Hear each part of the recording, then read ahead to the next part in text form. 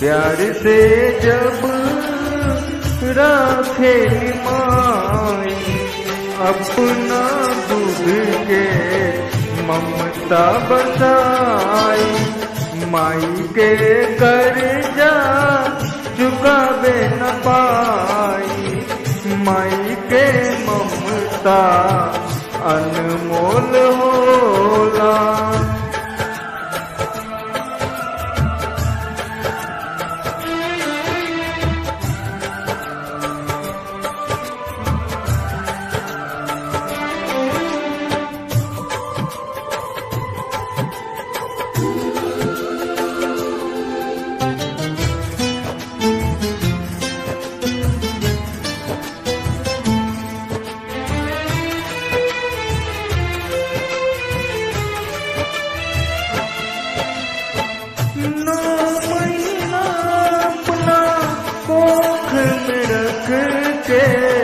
बेटा के तनी को कष्ट न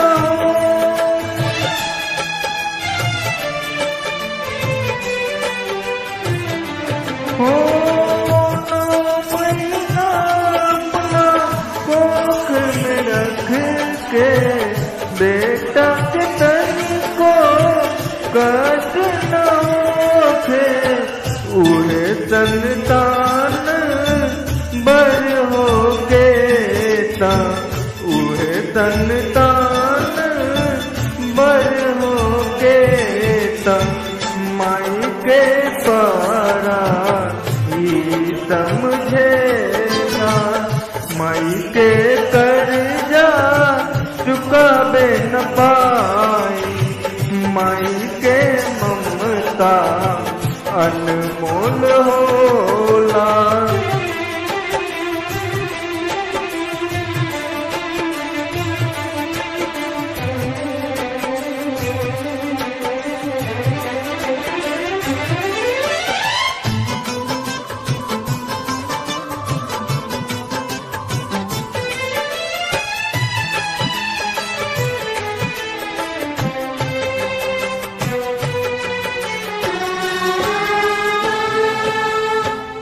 एक एक दिन तो पोसली माई अपना दुख के बखन करी,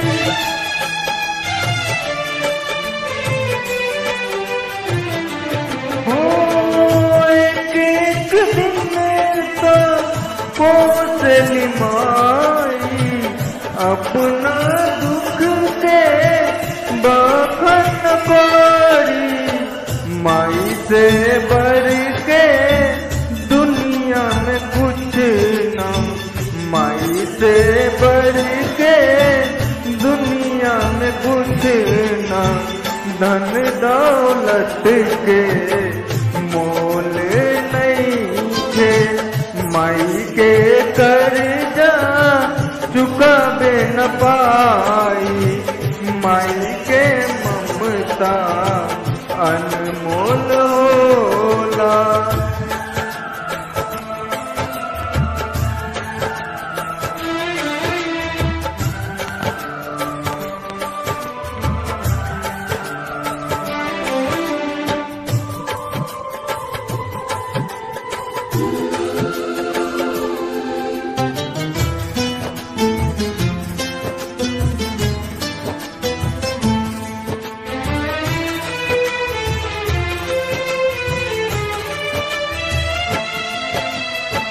खुद के ताकत देला माई, संतान के दुख छुए न पाई,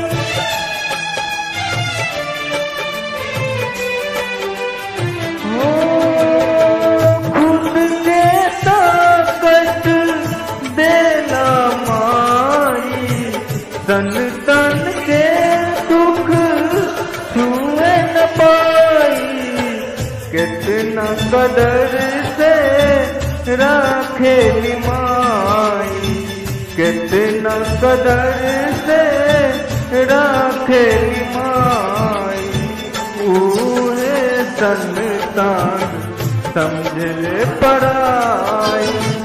माई के कर्जा चुकावे न पाई। माई के ममता अनमोल होला। माई के ममता अनमोल होला। हमारे चैनल को सब्सक्राइब करें और लाइक करें और ज़्यादा से ज़्यादा शेयर करें ताकि नया नया सॉन्ग का अपडेट आप तक सबसे पहले पहुंचे। और हमारे चैनल का नाम राइजिंग सुपरस्टार मिश्रा है, तो आप सब सपोर्ट करें और ज़्यादा से ज़्यादा शेयर करें।